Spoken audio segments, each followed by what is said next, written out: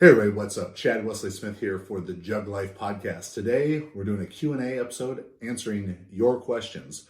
We talk about how we think Lasha could transfer over to powerlifting or strongman, other strength sport athletes we'd like to see try new sports. We talk some about the development of our weightlifting AI system, and Max gives you some insights there, as well as ways that weightlifting could better use data to objectively analyze who are the best coaches, who are the best lifters, and how that could impact international team qualification. Today's episode is brought to you by Rhone, one of my favorite apparel brands since they sponsored the podcast back several months ago. I got a bunch of clothes from Rhone, stuff like this, the Peak Polo, wear that out to the golf course, wear it on a date, wherever, as well as great stuff for the gym, shorts, tank tops, really comfortable, really just high quality, stylish stuff. I'm big fan of Rhone. Glad to have their support on the podcast. You can use Jug Life for 20% off at Rhone.com. That's RHONE.com. So go support them as they support us. Also visit jtsstrength.com for all your online coaching needs, Juggernaut apparel and books. Subscribe to the podcast. Leave us a 5-star review. Like the video. Share it. Subscribe to the channel. Enjoy the episode. Coming to you from Orange County, California, this is the Jug Life Podcast with Max Ada and Chad Wesley Smith.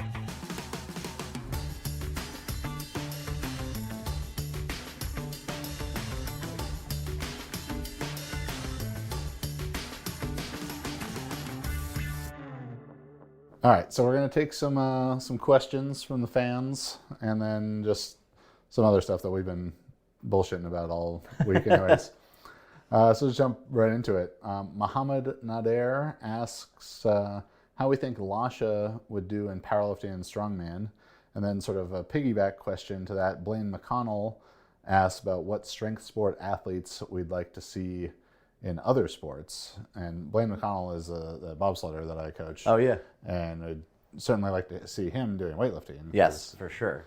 He's super strong. Yeah, he is ridiculous. Yeah. 150 snatch, right? Yeah, 150 snatch, 190 clean and jerk, at about 102 body weight. Man, get him into the weightlifting. That's what he needs to be. And that's with me coaching him in weightlifting. Yeah, holy shit. He'd probably be 149, 189 with me coaching him. So you've seen the Lasha in person on a few occasions.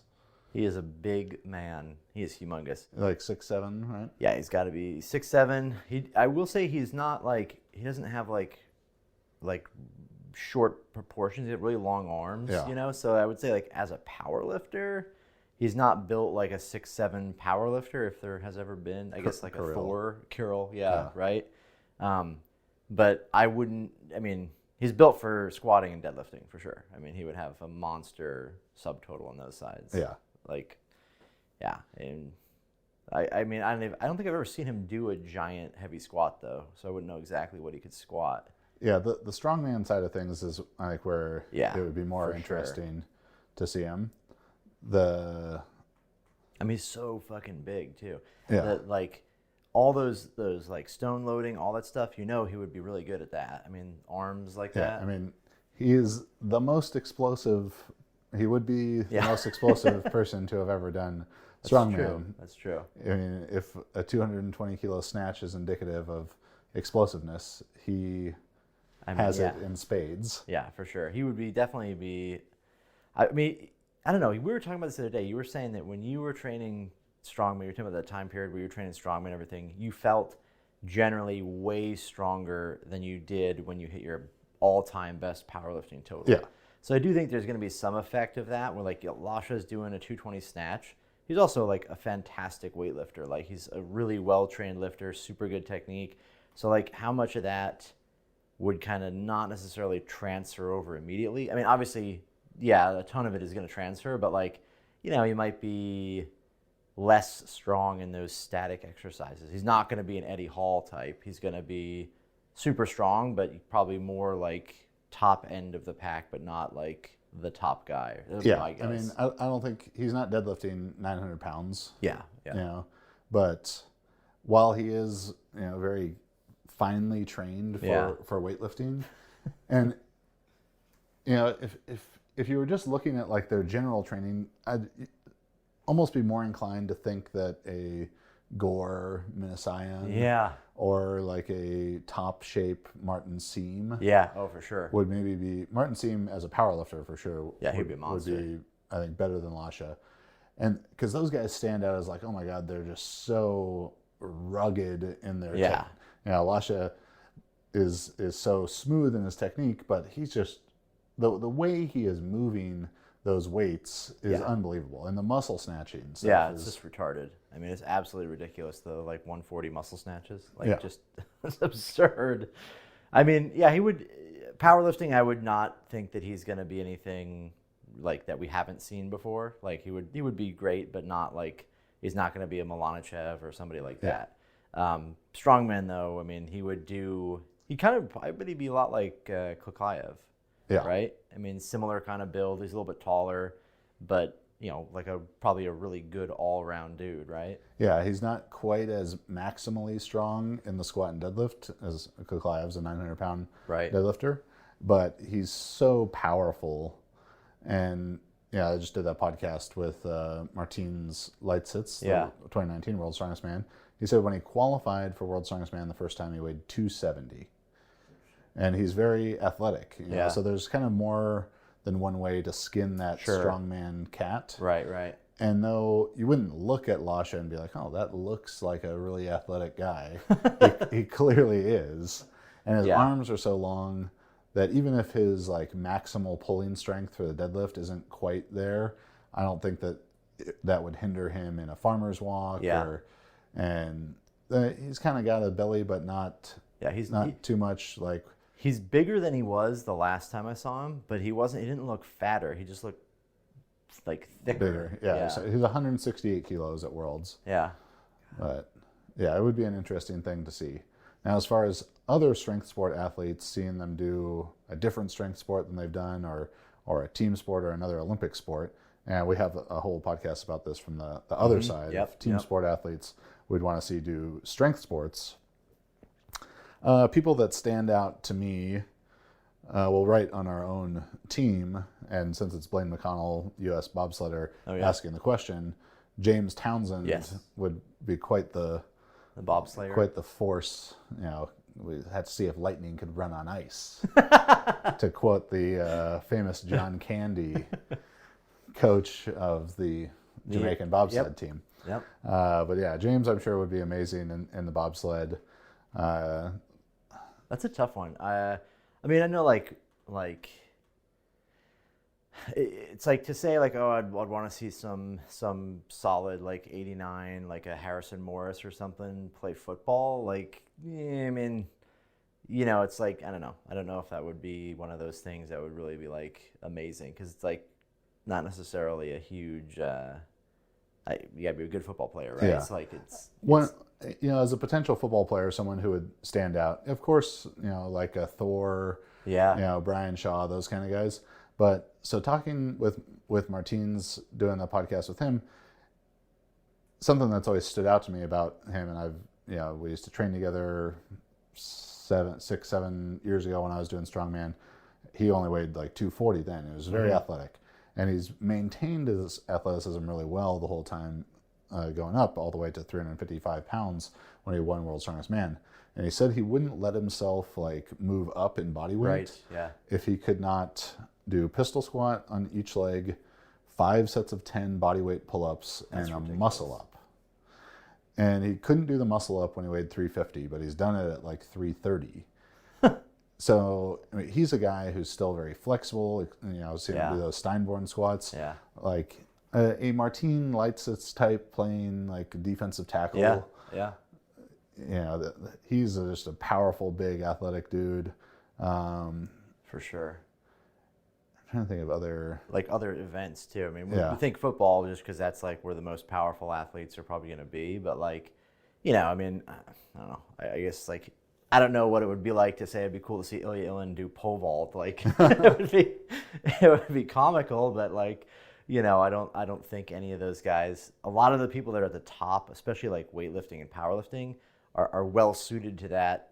And the things that make them really good at that kind of preclude them from being really good at the other like other sports. Yeah, Shorter limbs and generally the best powerlifting body ever, Ed Cohen. You know, if you've never seen Ed, and I'll say this to him in person, and I mean it lovingly, he's got a weird fucking body. Oh yeah. His body is weirder than mine. His body is amazing for powerlifting, and it would be terrible for just about every other sport. Yeah. So, because his shoulders are so broad. So the way that I would describe Ed's body, if you haven't seen him in person, is he was supposed to be like 6'1", 330. Yeah. And then he had like a Cotton Hill type of scenario go on. And they chopped 3 inches out of his lumbar spine and 3 inches out of his femur. So instead of 6'1", 330, he's 5'6", 250. Yeah. With lats that insert in his waist and these really short femurs, but long arms Right. and huge hands.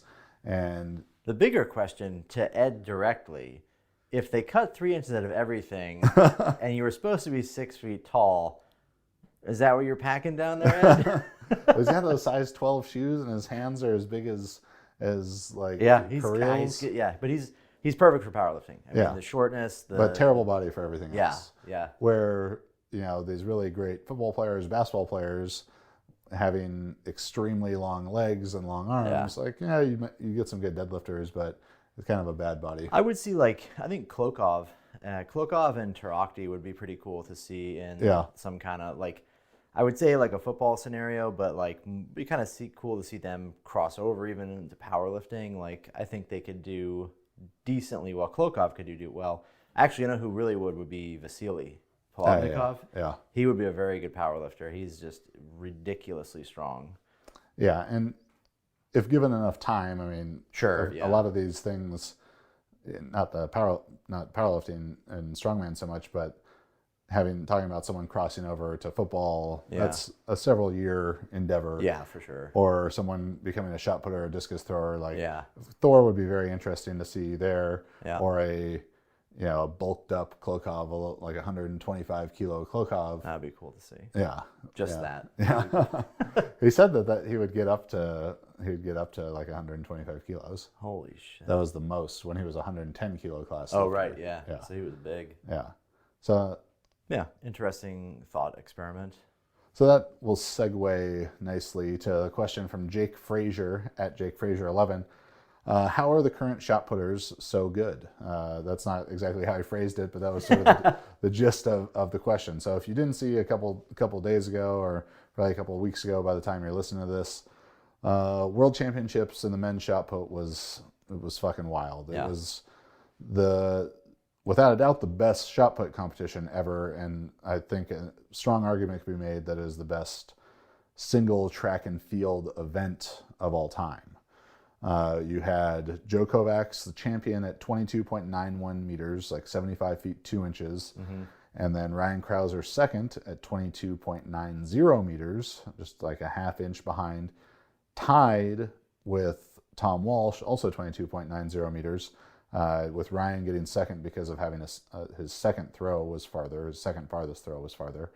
And then, down there in fourth, old Darlan Romani from Brazil, who broke the world championship record by like 20 or 30 centimeters, almost a foot. So the guy who would have won every world championships ever gets fourth place. Oh, God. That seventh place was over 70 feet. And there's just never been a competition like that. And though it still wasn't the world record, they were the 3 farthest throws since the world record in 1990. Right, Randy Barnes. Yeah, Randy Barnes. And, Randy Barnes is awesome, fantastic shot putter. He tested positive twice.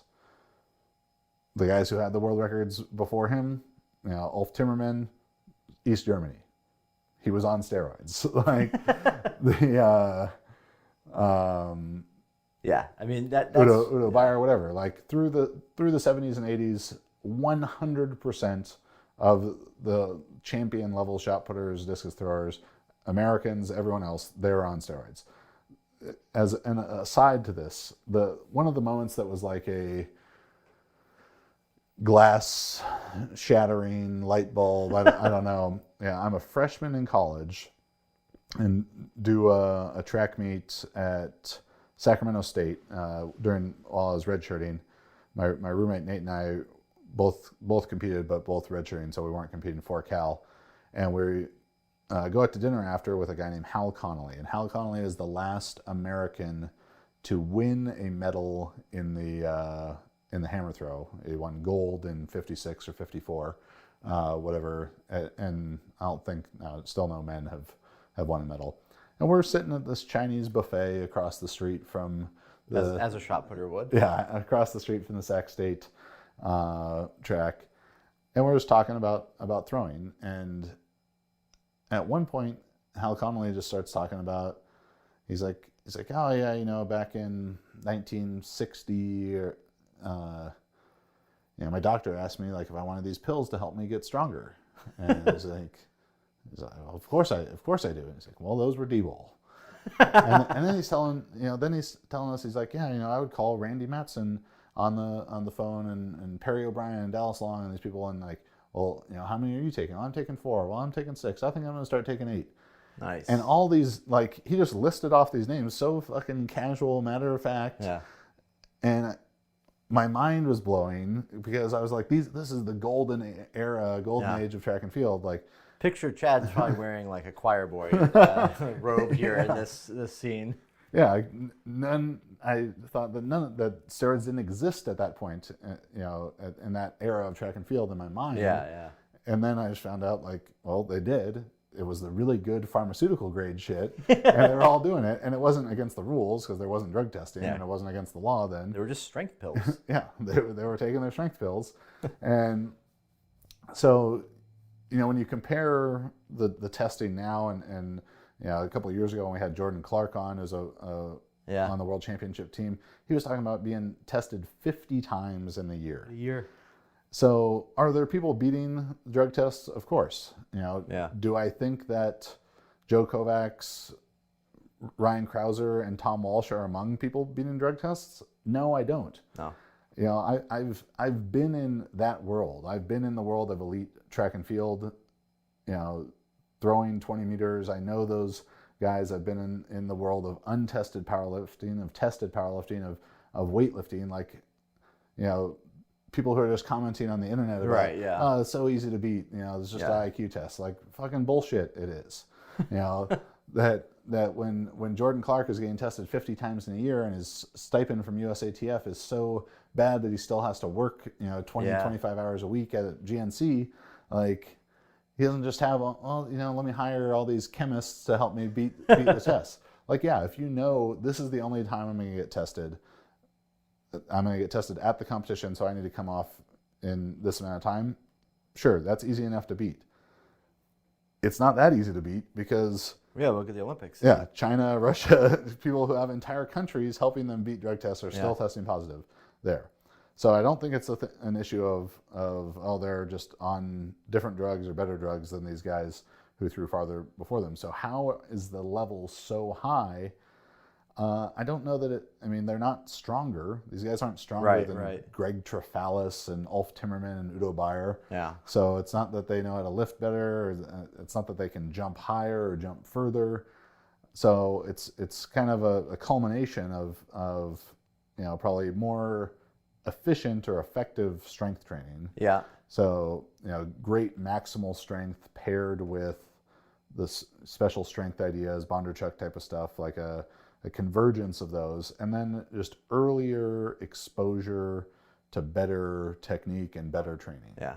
That Ryan Krauser in particular, he was a freshman in high school, 6'5", 180 pounds, like a string bean, throwing 61 feet with the high school shot, 175 feet in the discus, because he started throwing much younger than that, and well, he has great genetics. And if you didn't know that, his cousins are national champions and national record holders in the javelin, and his dad was a multi-time All-American, and his uncle was a multi-time All-American and Olympian, and his other uncle was a multi-time All-American. So he's got great genetics. 6'7", 315 pounds, and extremely athletic and explosive. But they started him the right way. Right. Not, hey, 12-year-old or 11-year-old, let's lift a bunch of weights and get as strong as you can. Yeah. No, like let's throw this and run and jump and be athletic and start to perfect your technique. Because even when he graduated high school, he was 230 or 240 at 6'7", like that's skinny. Yeah. So, well, it's like you said, it's probably a convergence of a lot of factors where better methods, better teaching, less wasted energy and time, right? Like people aren't making sort of like sorting it out in the dark and trying to make things happen, and there's less need to correct that later on in their careers. Yeah. But then also there's probably to some degree some convergence of the competitive environment is so much more prevalent here, right? How many of the best shot putters in the world are from the U.S.? I mean, in any given year, 7 of the top 12 to 15. Right. And that's the catalyst that kind of drives the other factors. People are more competitive. They're trying to become better. So they branch out. But then you were also saying something earlier, I think that's I think that the exposure to good technique, even when I was in high school, 2000 and 2004, and throwing in college, my first 2 years in college, 2005 and 6, YouTube wasn't a thing. We didn't have cameras on our phones, or ones that made videos worth looking 7 at. pixels. Yeah. 7 by 9 pixels. Yeah, the videos that my Motorola Razr took weren't really great to do some technical analysis on. So we'd go on Mac Throw Video, and if you were a thrower then, exactly what I'm talking about. And you'd download these videos, or you'd see the sequence shots or the flip books of technique. Like a flip book made of paper. I know that's a confusing concept to some listeners. If this comes out after global warming has destroyed the planet, paper is a substance that was made from wood. So that was how we had to kind of figure out technique. And we got to watch some guys who are great shot putters, Adam Nelson, John Godina, Christian Cantwell. But, when John Godina threw 22 meters, a collegiate record, in 1995, well, people had only been doing rotational technique for the shot put for not even 20 years. Yeah. Now put another 20 years on top of that. People have thrown further. They've figured it out more. Biomechanists, all that kind of stuff.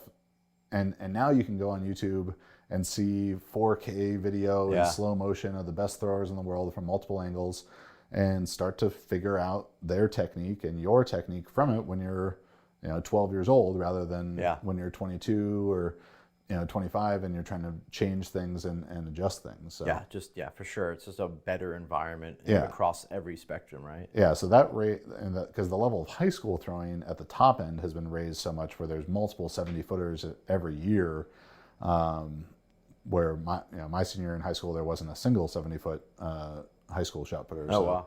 The level has just been raised so much, and it just carries on. Do you think that the potential to break Randy's record is there? Do you think it'll happen? Yeah, I mean, there were. I think Joe Kovacs threw as far as Joe Kovacs could throw on that day. Yeah. Both Tom Walsh and Ryan Krauser were capable of breaking it. Right. Now, Joe Kovacs is certainly capable of breaking it. I just don't know that he had it in him that day. Right. Because if you look at his series, he had his 2194, I think was his next farthest throw, besides the 2291, where Krauser was like 2230, 2250, 2270, 2230, a couple fouls in the 2290. Right. And Walsh had the 2290 and all fouls. But even his second throw, which was barely a foul, and there were some shitty foul calls in my opinion, but his second throw was probably like 2270. And you could see him throw it and kind of be like, I missed it. Oh, wow. Oh, shit. Yeah. So, there are guys in shape to do it. I mean, Joe Kovacs had a warm-up throw a couple of years ago. It was 79 feet something, like almost 25 meters. Oh, my God. Yeah. Well, that's cool. Yeah, they can do it. It's just about it happening, on the right day. The meet where Randy Barnes broke the world record was a meet that existed for Randy Barnes to break the world record. Oh, right. It was like him and 3 other guys who he picked who they were because he liked throwing with them and he liked the energy, their energy and stuff, and it was just set up for him to do it. These guys are throwing this at World Championships. Right. In Qatar, right? So they're going out there. Huh. Yeah, so remarkable effort. Yeah. If you're a track and field fan, if you're just a fan of excellence, Find it on YouTube. It was remarkable. If you haven't heard about Roan, you are really missing out. Roan is a men's performance lifestyle and premium activewear brand that is engineered for unparalleled quality and comfort. They're an absolute necessity for guys on the go. Doesn't matter if you're training in the gym, jumping on an international flight, they are your new go-to men's clothing brand. I've got a ton of stuff from Roan. Some of my favorites, the Peak Polo, the Mako shorts, Tech Terry hoodie, whether I'm lifting, whether I'm playing golf, whether I'm just, hanging out to dinner or whatever, Roan has got something that is going to fit for that occasion. And right now they just released their new commuter collection, perfect for looking great, staying comfortable at the office. Like for me, even though most of the day I'm working in a t-shirt and gym shorts, if I have an important meeting, the commuter collection has some great options there.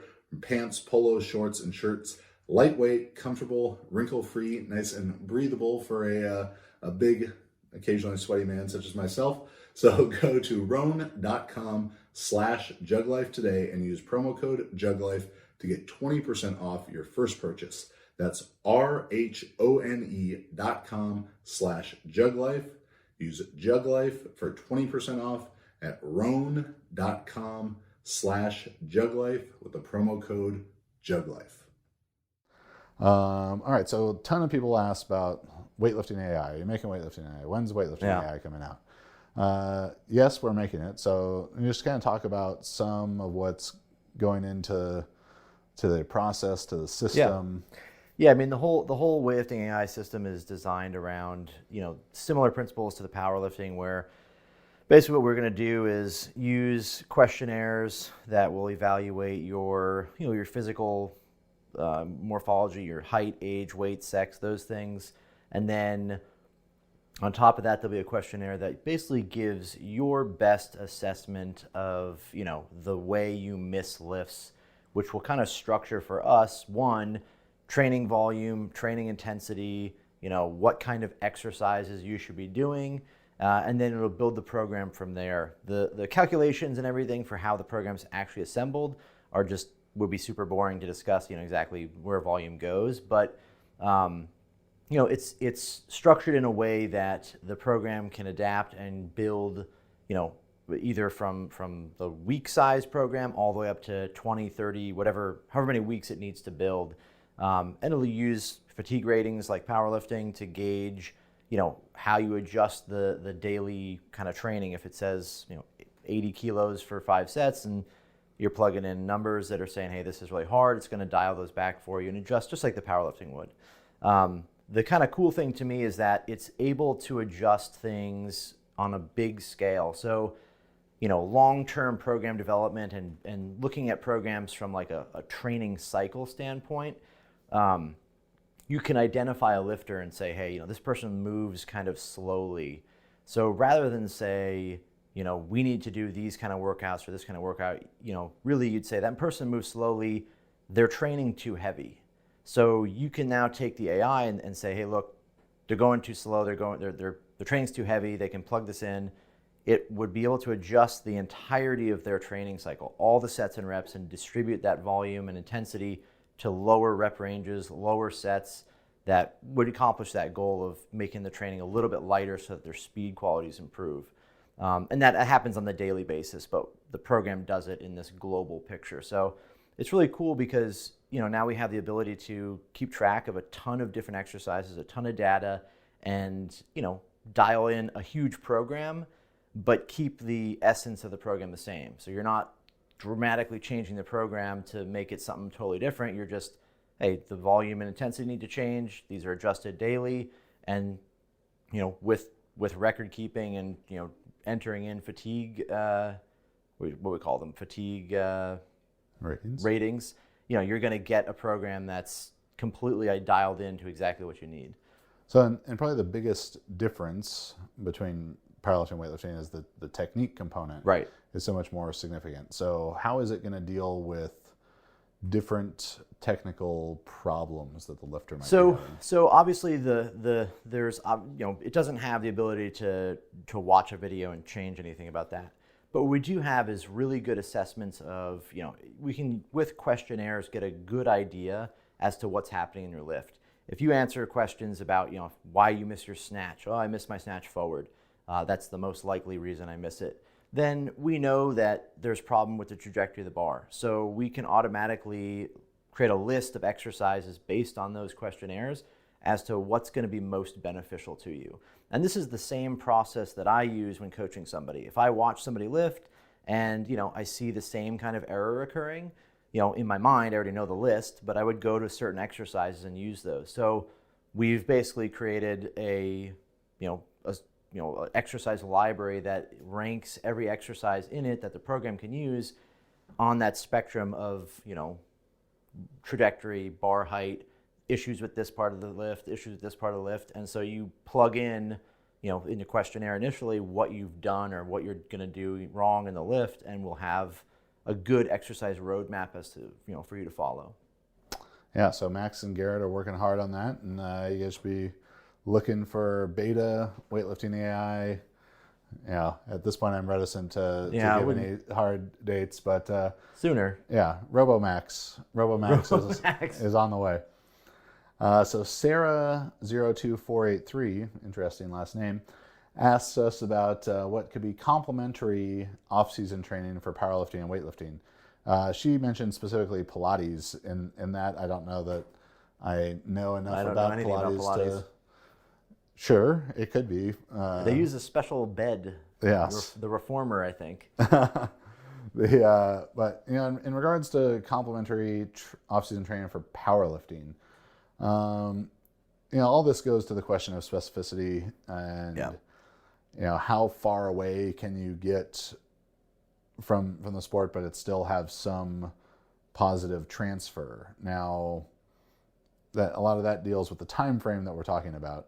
If you had, you're writing quadrennial training, so a 4-year training plan, you could have things in the first year of that 4-year training plan that are very dissimilar from powerlifting or weightlifting, but still have some benefit to the lifter.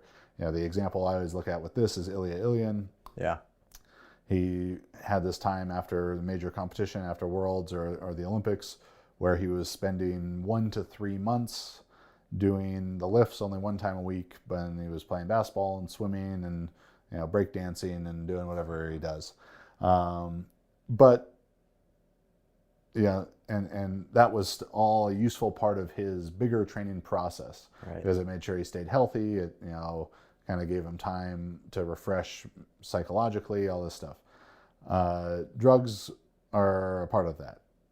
He could take more time off because one, he had such a long training history that only doing the lifts once a week for 2 or 3 months wasn't going to degrade his technique that significantly. And, being able to get on to performance enhancing drugs was going to allow him to regain fitness faster. I'm not telling some secret that Ilya Ilyin used steroids, but I don't think that negates the incredible weightlifting that he did either, because pretty much everyone who he's beating, who was close to him and the world records he broke, they all use steroids too.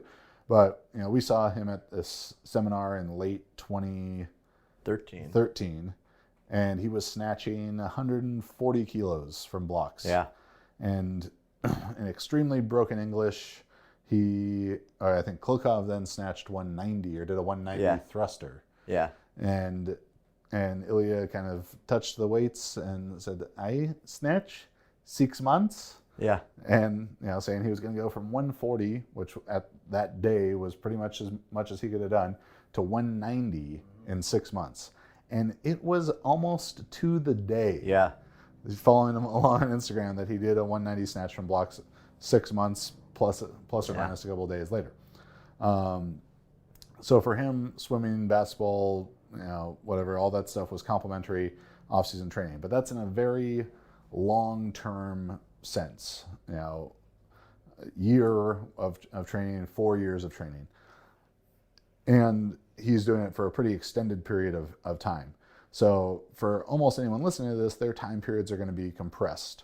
So maybe you do a powerlifting meet and you're going to do another one in 6 months, instead of your next most important competition is in a year or 2 or 3 years. Not to say he wasn't competing in between, but the ones that really matter. So instead of, the 2 months of swimming and basketball that Ilya did, maybe a week or 2 weeks of that is appropriate for you. And then you could get into still general, but more specific training. This all just exists on a spectrum of least specific to most general to most specific, however you want to think of it, into doing things that are going to have higher transfer to powerlifting, like strongman type of training. Now, is being really good at strongman make you really good at powerlifting? No, not necessarily. It doesn't, it's not a one-to-one transfer that the best, strongman is also the best powerlifter. We saw that with Thor Bjornsson. He was extremely good, but he's not the best ever. But there's a lot of carryover between those pieces. So doing some strongman training, doing some, shorter, heavier CrossFit type workouts, which are just kind of like longer, lighter strongman workouts, will also have some benefit. If you want to do some weightlifting in that kind of time, that can be, have some benefit to powerlifting, whether it's improved mobility, it's just sort of refreshing mentally, to give you a break. That can all be beneficial. Some like sport performance type of training, sprinting, jumping, med ball throws, that can all fit in and be useful. It's more about, how qualified you are as a lifter. The better you are as a lifter, the longer type of period you could have like that. The longer you've been lifting, the longer period of that type of training you could have, and probably the more beneficial it will be, because then you'd be like me and just do a powerlifting meet and be like, fuck, I don't want to even think about squatting, benching, and deadlifting for a while. And I have other podcast episodes, Beers with Chad episodes, called My Biggest Powerlifting Mistake, that you can kind of get some more information on that. But how about complementary off-season training for weightlifting? Very similar. I think the one kind of little more emphasis would be on explosive type stuff, like sprinting, throwing. You could do some kind of stuff. I wouldn't say like strongman stuff, but probably lighter, more like longer duration kind of CrossFit type things. I would avoid like weird CrossFit type workouts with a barbell, just because it could, especially for most of the people that are going to listen to this, it could deform your technique and kind of ruin it. But basically the same kind of stuff. I mean, you're going to spend time doing things that are explosive in nature, but not necessarily the same as weightlifting, right? Gymnastics type of stuff. Yeah, gymnastics would be really good. Bodyweight stuff is a really good option. But basically in that same realm, it's going to look a little bit more lighter and more explosive, rather than doing the like really long kind of, or more endurance kind of stuff like strongman would be. But again, like a big factor is like the duration you're exposed to it. In weightlifting, these off-season kind of time frames are going to be smaller for lifters who are lesser qualified, because when you start getting away from the Olympic lift technique, it's going to degrade quicker than it would in powerlifting. You're not going to not learn how to, forget how to squat and bench and deadlift. Yeah.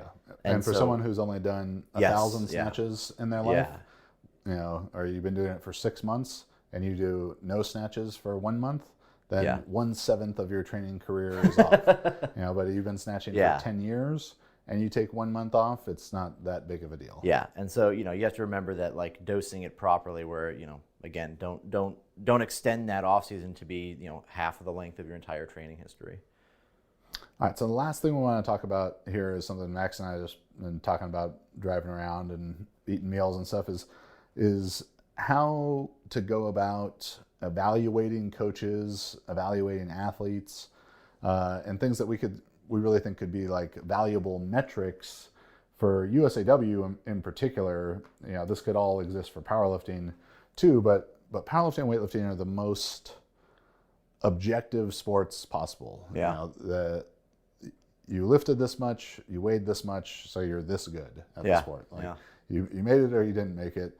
There's not a lot of not a lot of room for debate about that kind of stuff. And I think I've commented back to some internet commenters, whether it's about, oh, this is the best way to train, that's the best way to train. They're trying to argue with me on YouTube comments or whatever. It's like, the great thing about powerlifting and weightlifting is that every weekend, somewhere around the country, around the world, there's a way to prove what's the best way to train and who's the best. There's an experiment every weekend. On Reddit, on the Reddit forums, correct?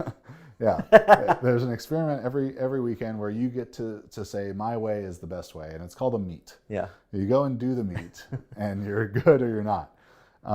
But the age of social media and marketing and all this stuff is kind of convolutes the issue, because whether it's people who can post a lot of good training lifts, but then don't back it up in competition where it matters, where it counts. Yes.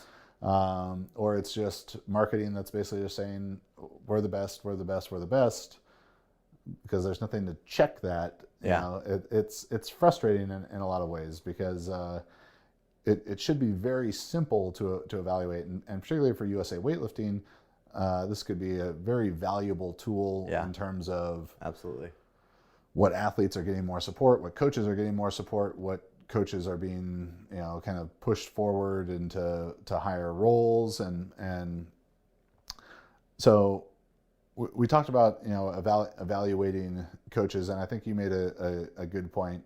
Elaborate on that about not looking necessarily at just the best. Yeah. I think if you're going to look at any coach's any coach's capabilities, the first thing you should do is take their stable of lifters and basically remove the top lifter. I'd say remove the bottom one, but there's probably a lot of bottom lifters. So you remove the top lifter from someone's stable of lifters and look at what the body of work is underneath that.